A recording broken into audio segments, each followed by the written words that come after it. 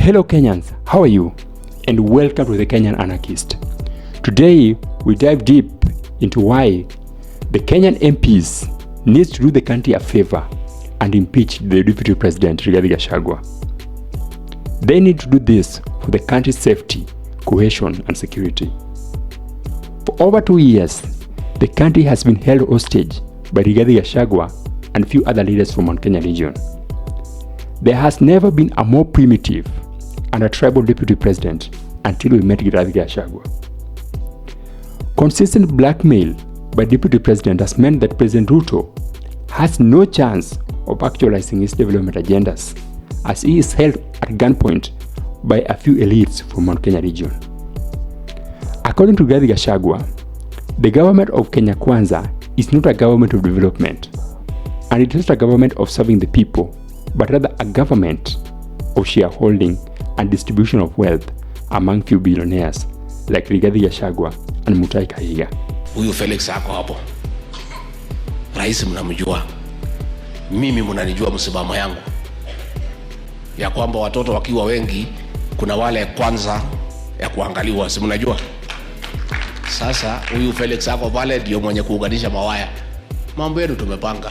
His remarks. His sentiments promote corruption and misappropriation of funds within the government, while he consistently lies to the nation that he supports the agendas of the Gen Z movement, like the inclusion and no tribalism. His tribal and pro-corruption remarks, however, are not confined to the shareholding, but rather flows down to the division of positions within the government and employment opportunities. According to Rigathi Gachagua, a high number of Kikuyus needs to be employed by the government, not based on their perceived competencies, but based on their tribal affiliations. Nimeona magazeti watu wakipiga kelele ati umeweka Wakikuyu wengi kwa serikali yako. Walikuwa wanataka kwenda wapi? Sasa mimi nauliza, tukiwa wengi kwa serikali ya Ruto iko makosa?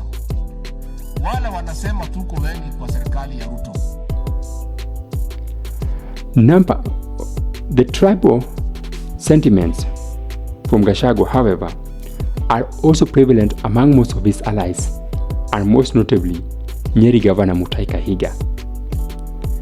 According to the Kahiga's blackmail formula, any attack or correction in Rigathi Gachagua is an attack on Mount Kenyan tribes, because Gachagua speaks for them. Lakini niambie, unawezaje kushikilia your boss anakuambia leo enda useme Uhuru ni mbaya? Unakumbuka ile statement ilikuwa kule wakiingia, akasema wewe Uhuru ulitukosea, hiyo mambo ikaisha. Tukatoka hapo, akamwambia ongea juu ya shareholding, akaenda Kisumu akamuita primitive. Kuita Rigathi primitive ni sisi unaita primitive, sababu sisi ni mtoto wetu.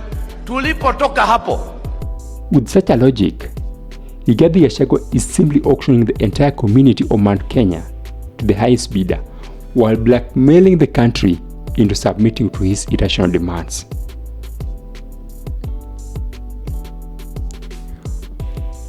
Rigathi Gachagua has failed the test of being a national leader. While he holds the title of Deputy President, his conversation always concern the need to distribute resources to Mount Kenya region.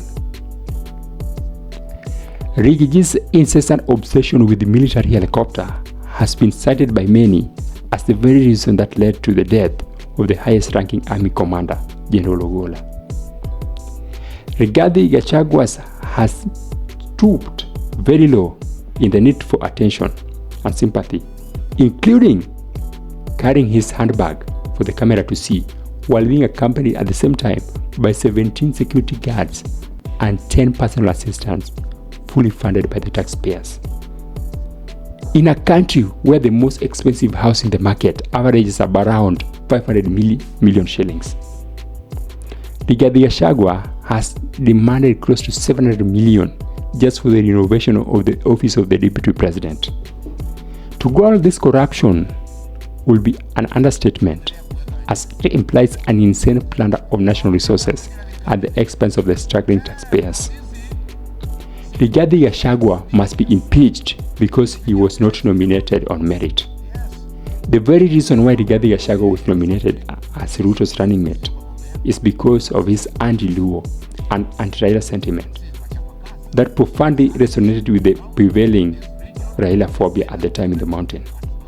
For years, Rigathi Gachagua and Moses Kuria have preyed on tribal remarks to divide the country and influence the voting pattern in Mount Kenya region.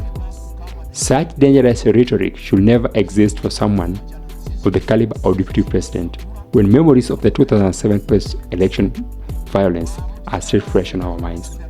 Impeaching Rigathi Gachagua will warn all leaders in Mount Kenya and all over the country that Kenyans will never entertain division and dangerous hatred that can bring the government down.